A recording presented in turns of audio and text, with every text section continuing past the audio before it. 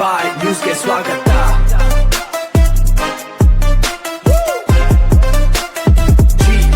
ಕಾಂಗ್ರೆಸ್ ಅಧ್ಯಕ್ಷರಾದಂಥ ಶಿಡ್ಲಘಟ್ಟದ ಅನುಪಲ್ಲಿ ಕೃಷ್ಣಾರೆಡ್ಡಿಯವರು ಅಂತೇಳಿ ಚಿಲಕನಲ್ಪ ಬ್ಲಾಕ್ ಕಾಂಗ್ರೆಸ್ನ ಅಧ್ಯಕ್ಷರು. ಅವ್ರಿಗೆ ತೆಲುಗಲ್ಲಿ ಮಾತಾಡ್ತಾರೆ. చూసుకుంటాను నిన్ను ಈಗ మీద కాదు ಹಿಂದಿನಲ್ಲಿ ಕಾದು ಈಗ మీద ನೀನು చూసుకుంటాను ಅಂತ ಮಾತಾಡ್ತಾರೆ. ಅಂದರೆ ನೋಡ್ಕೊಳ್ತೀನಿ ನಿಮ್ಮನ್ನು, ಇನ್ನು ಇಷ್ಟು ದಿನ ಅಲ್ಲ ಇನ್ನು ಮೇಲೆ ನೋಡ್ಕೊಳ್ತೀನಿ ನಿಮ್ಮನ್ನು ಅಂತ ಹೇಳ್ತಾರೆ. ಅಂದಾಗ ನಮಗೆ ನಾನೊಬ್ಬ ಯೂತ್ ಕಾಂಗ್ರೆಸ್ನ ಕಳೆದ ಬಾರಿ ಶಿಡ್ಲಘಟ್ಟ ಬ್ಲಾಕ್ನ ಅಧ್ಯಕ್ಷನಾಗಿದ್ದೀನಿ, ಸೇವೆ ಸಲ್ಲಿಸಿದ್ದೀನಿ. ಮತ್ತು ಈಗ youth Congress assembly vice president ಆಗಿ ಕಾರ್ಯನಿರ್ವಹಿಸ್ತಾ ಇದ್ದೀನಿ.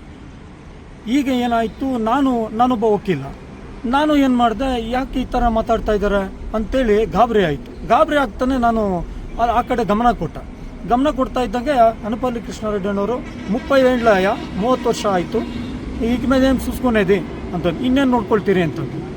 ಹಂಗೆ ಅನ್ನೋಷ್ಟೊಳಗಾಗಿ ಅವರು ಹಿಂದ್ಗಡೆ ಅನುಯಾಯಿ ಕಾರ್ಯಕರ್ತರು ಇದ್ದವರು ಅವರು ಹಿಂದೆ ತಿರುಗಿ ಅವ್ರ ಮೇಲೆ ಜೋರಾಗಿ ಅಟ್ಯಾಕ್ ಮಾಡೋಕ್ಕೆ ಜೋರಾಗಿ ವಾಯ್ಸ್ ರೈಸ್ ಮಾಡೋದು. ನಾನು ಸುಮ್ಮನೆ ಇರ್ರಪ್ಪ ಅಂದೆ. ಅಲ್ಲೇ ಇದ್ದವನು ಸುಮ್ಮನೆ ಇರ್ರಿ ಇಷ್ಟೇ ಸರ್. ಮೀಡಿಯಾ ಇಲ್ಲಿ ಇವಾಗ ಏನು ಹೇಳ್ತಾ ಇದ್ದೀನಿ ಅಂದರೆ ಅಲ್ಲಿ ರೆಕಾರ್ಡ್ ಇದೆ, ಎಲ್ಲ ಮೀಡಿಯಾದವರು ರೆಕಾರ್ಡ್ ಮಾಡ್ಕೊಂಡಿದ್ದಾರೆ, CCTV ಇದರಲ್ಲಿ ಇದೆ.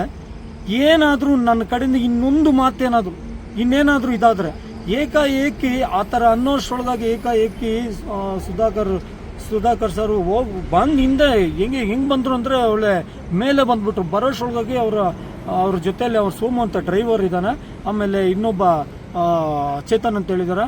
ಅವರು ಏಕಾಏಕಿ ಮೇಲೆ ಬಂದು ಸೋಮು ಹೊಡಿತಾ ಇದ್ದಾನೆ ಅಂತಂದರೆ ಏನು ನನಗೆ ಅರ್ಥನೇ ಆಗಲಿಲ್ಲ.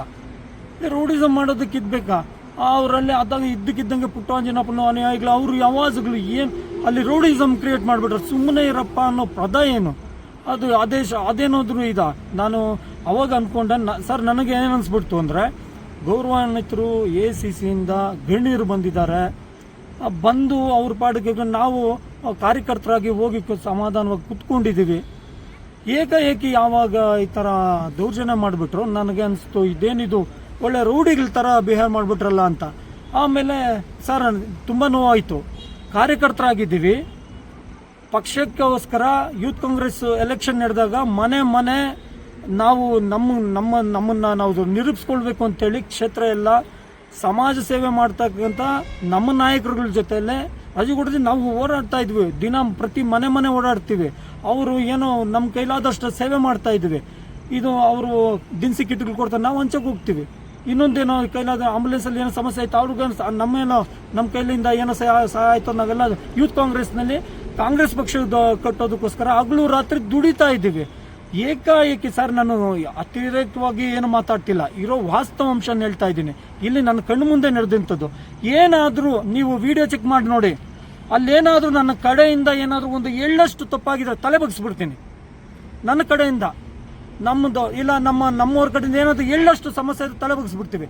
ದಿಢೀರ್ನೇ ಅವ್ರು ಯಾಕೆ ಆ ಥರ ತಾಳ್ಮೇಲೆ ಕಳ್ಕೊಂಡು ಒಬ್ಬ ಉಸ್ತುವಾರಿ ಸಚಿವರಾಗಿ ನಿರ್ವಹಿಸಿದಂಥವ್ರು, ಮಾಜಿ ಸಚಿವರು, ಈಗ ಹಾಲಿ ಶಾಸಕರು ಸರ್, ಅಧಿಕಾರ ಶಾಶ್ವತ ಅಲ್ಲ ಸರ್. ಯಾವತ್ತು ನಮ್ಮಂಥ ಕಾರ್ಯಕರ್ತರು ಕಷ್ಟಪಟ್ಟು ದುಡಿದು ಅವ್ರನ್ನ ಹೆಗಲ ಮೇಲೆ ಎತ್ಕೊಂಡು ಓಡಾಡಿದ್ರೇ ಅವ್ರಿಗೆ ಅಧಿಕಾರ ಸರ್. ಸುಮ್ಮನೆ ಬರಲ್ಲ, ಪುಕ್ಸಾಟಿ ಬರಲ್ಲ ಸರ್. ನಮ್ಮ ರಾತ್ರಿ ಹಗಲು ದುಡಿಮೆ, ನಮ್ಮ ಪರಿಶ್ರಮ, ನಮ್ಮ ಕಷ್ಟ, ನಮ್ಮ ಬೆವರು, ಹಗಲು ರಾತ್ರಿ ಬಿಸಿಲಂತೆ ಗಾಳಿ ಚಳಿ ಅಂತೆ ಅವರು ನಾವು ಮನೆ ಸಂಸಾರ ಕುಟುಂಬ ಎಲ್ಲ ಬಿಟ್ಟು ಬಂದು ಪಕ್ಷ ಸಂಘಟನೆಯಲ್ಲಿ ಎಷ್ಟೊಂದು ಸಕ್ರಿಯವಾಗಿ ತೊಡ್ಕೊಡ್ತೀವಿ ಸರ್. ನಮಗೆ ಯಾಕೆ ಸರ್ ಈ ಥರ ಸರ್? ಅವ್ರ ಹತ್ರ ಅಧಿಕಾರ ಇರ್ಬೋದು, ನಮಗೆ ನಮ್ಮಂಥವ್ರ ಮೇಲೆ ಬಂದ್ಬಿಟ್ಮೇಲೆ ನಾನೊಬ್ಬ ವಕೀಲ, ಅವ್ರಿಗೆಲ್ಲ ಚೆನ್ನಾಗಿ ಗೊತ್ತು ಸರ್, ಎಲ್ಲ ವಿಚಾರ ಗೊತ್ತು. ಉದ್ದೇಶಪೂರ್ವಕವಾಗಿ ಯಾವುದೋ ಇಟ್ಕೊಂಡು ಮೇಲೆ ಬರ್ತಾರೆ ಅಂದರೆ ಎಲ್ಲಿಗೆ ಹೋಗಿ ನಿಲ್ಲುತ್ತೆ ಸರ್ ಇದು? ಸರ್ ನಾನಂತೂ ನೇರವಾಗಿ ಹೇಳ್ತೀನಿ, ಇಂಥ ವ್ಯಕ್ತಿಗಳು ಇಷ್ಟೊಂದು ಅತಿರೇಕವಾಗಿ ವರ್ತನೆ ಮಾಡುವಂಥವ್ರು ನಮಗೆ ಅವಶ್ಯಕತೆ ಇಲ್ಲ ಅನ್ಸ್ಬಿಡ್ತು ಸರ್.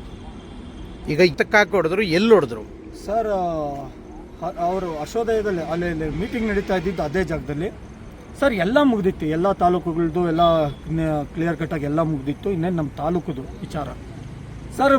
ಅವರು ಹೊರಟೋಗಿದ್ರು ಸರ್, ಇರೋ ವಾಸ್ತವ ಇದು. ಅವರು ತಂಪಾಡಕ್ಕೆ ತಾವು ಬಂದು ಕಾರನ್ನು ಆನ್ ಮಾಡಿಕೊಂಡು ಮುಂದೆ ಚಲಿಸ್ತಾ ಇದ್ರು. ಅಂಥವ್ರು ರಿಟರ್ನ್ ಏನಕ್ಕೆ ಬಂದರೂ ಗೊತ್ತಿಲ್ಲ ಸರ್. ಸಚಿವರು ನಾನು ಅಬ್ಸರ್ವ್ ಮಾಡಿದಂಗೆ ರಿಟರ್ನ್ ಬಂದಂಥವ್ರು ಈ ವಾತಾವರಣ ಸೃಷ್ಟಿ ಮಾಡಿ ಇವತ್ತು ಬೇರೆ ತರ ಹೋದ್ರೆ ಅದು ಸರ್, ನಾನು ಅದನ್ನೇ ಹೇಳ್ತಾ ಇರೋದು, ಮಾಧ್ಯಮದವ್ರಿಗೆ ಪ್ರತಿಯೊಂದು ಗೊತ್ತು ಸರ್, ನಿಮ್ಮ ಹತ್ರ ಎಲ್ಲ ಎವಿಡೆನ್ಸ್ ಇದೆ. ದಯವಿಟ್ಟು ಅಲ್ಲಿ ಹೋಗಿ ಅಲ್ಲಿ ಹೋಗಿ ಸಮೀಕ್ಷೆ ಮಾಡಿ ನೋಡಿ. ಅಲ್ಲೇನಾದ್ರೂ ನಂದೇನೋ ಸ್ವಲ್ಪ ಹೇಳು, ಒಟ್ಟು ಏನಾದ್ರೂ ಒಂದು ಹೇಳಷ್ಟು. ಅವ್ರದ್ದು ಏನ್ ಸರ್ ಅದು ಆ ತರ ಬಿಹೇವ್ ಮಾಡ್ತಾರೆ ಅಂತ ನಾವು ಕನಸಲ್ಲೂ ಅನ್ಕೊಂಡಿರ್ಲಿಲ್ಲ ಸರ್. ಇದು ಕಾರ್ಯಕರ್ತರಲ್ಲಿ ಭಯ ಹುಟ್ಟಿಸ್ತದೆ, ಇದು ವಾಸ್ತವ. ನೆಕ್ಸ್ಟ್ ಯಾರಾದ್ರೂ ಬಂದು ದುಡಿಬೇಕು, ಪಕ್ಷ ಸಂಘಟನೆ ಮಾಡ್ಬೇಕು ಅಂದ್ರೆ ಭಯ ಬೀಳ್ತಾರೆ ಸರ್, ಭಯ ಬೀಳ್ತಾರೆ. ಇದು ಪಾರ್ಟಿ ಅಲ್ಲ ಸರ್ ಇದು ಮಾಡ್ಬೇಕಾಗಿರೋದು ಸರ್. ಅವ್ರ ವೈಯಕ್ತಿಕ ದ್ವೇಷ ಏನಾದ್ರೂ ಇಟ್ಕೊಂಡ್ಲಿ, ಇಲ್ಲ ಏನಾದ್ರೂ ನಾನು ಕೆಡ್ದಾಗ ಅಂತಿದ್ರೆ, ಅವ್ಯಾಚಕ ಪದಗಳ ಬಳಕೆ ಮಾಡಿದಿದ್ರೆ, ಇಲ್ಲ ಇನ್ನೇನಾದ್ರೂ ವಿಚಾರ ಇದ್ದಿದ್ರೆ ಅವ್ರು ಕೇಳಲಿ ಬಿಡಿ ಸರ್. ಹೊಡೆದ್ರು ಸರ್ ಸೋಮು ಅಂತ ಮತ್ತೆ ಚೇತನ್ ಇವರಿಬ್ಬರು ಮೇಲೆ ಬೀಳ್ಬೇಕಾದ್ರೆ ಈ ಸರ್ ಉದ್ದೇಶ ಆತ ಯಾವಾಗ ನನ್ನ ನೋಡಕ್ ಬಂದ ಯಾರು ಸಚಿವರಾದಂಥ MC ಸುಧಾಕರ್ ಅವರು ಮೇಲೆ ಬಂದರು, ಅವ್ರ ಮೇಲೆ ಉರುಮ್ಕೊಂಡು ಬಂದಾರೆ ಸರ್. ನಮ್ಮ ಮೇಲೆ ಬಿದ್ದು ಬಂದಾಗ ಆ ಸಂದರ್ಭದಲ್ಲಿ ಅವ್ರ ಅನುಯಾಯಿಗಳು ಸೇರ್ ಮಾಡಿದಂತ ಕೃತ್ಯ ಆಯ್ತು. ನಿಮ್ಗೊಬ್ರಿಗೇನ ಹೊಡೆದಿದ್ದು? ಹೌದು ನನ್ನ ಮೇಲೆ. ಅಷ್ಟರೊಳಗೆ ನಮ್ಮ ಕಡೆಯವರು ಇದ್ರು, ಅವರು ಬಂದು ಎಲ್ಲ ರಕ್ಷಣೆ ಮಾಡೋದು ಅಷ್ಟರಲ್ಲಿ ಸರ್. ಇದ್ರ ನೇರವಾಗಿ ಪ್ರತ್ಯಕ್ಷವಾಗಿ ಇದ್ದಂಥವ್ರು ಪೊಲೀಸವರು ಸರ್. ಪೊಲೀಸರು ನೇರವಾಗಿ ಕಣ್ಣಿನ ಮುಂದೆ ನೇರವಾಗಿ ನೋಡಿದ್ರು. ಈ ತರ ಇದೆ. ನೀವೇನಾದ್ರೂ ದೂರು ಕೊಡ್ತೀರಾ ಸರ್? ಸರ್ ಇದು ಪಕ್ಷದ ವಿಚಾರ. ನಾವು ಖಂಡಿತವೂ ಕೂಡ ಪಕ್ಷದ ಹಿರಿಯ ಮುಖಂಡರಿಗೆ ನಾವು ಇಲ್ಲಿ ಸಮಾಲೋಚನೆ, ನಾನು ಯಾರಿಗೆ ಹೇಳ್ಬೇಕು, ಹಿರಿಯರ ಸಲಹೆ ತಗೊಂಡು ಖಂಡಿತವಾಗ್ಲೂ ನಾನು ನಮ್ಮ ಸನ್ಮಾನ್ಯ ಮುಖ್ಯಮಂತ್ರಿಗಳಾದಂಥ DK ಶಿವಕುಮಾರ್ ಸರ್ಗೆ ಮತ್ತು AICC ಅವ್ರಿಗೂ ಕಳಿಸ್ತೀನಿ. ನಮ್ಮ ಪ್ರೆಸಿಡೆಂಟ್ ಪಾರ್ಟಿ ಸಂಬಂಧಪಟ್ಟಂಥ KPCC ಅಧ್ಯಕ್ಷರಿಗೂ ಕಳಿಸ್ತೀನಿ. ಮತ್ತು ಅದಕ್ಕೆ ಯಾರು ನನ್ನ ಆಲೋಚನೆಗೆ ಬಂದಂತೆ ಮಾಹಿತಿ ತೆಗೆದುಕೊಂಡು ನಾನಂತೂ ಈ ವಿಚಾರವನ್ನು ಅವ್ರ ಗಮನಕ್ಕೆ ತರ್ತೀನಿ ಸರ್. ತಮ್ಮ ಹೆಸರು ಸರ್? ಸರ್ ನರೇಂದ್ರ ಅಂತೇಳಿ. ಏನಾಗಿದ್ದೀರಿ sir? Sir youth Congress vice president, assembly vice president ಆಗಿ ಕೆಲಸ ನಿರ್ವಹಿಸ್ತಾ ಇದ್ದೀನಿ ಸರ್. ವಕೀಲರು ಗುಡಿಯಲ್ಲಿ.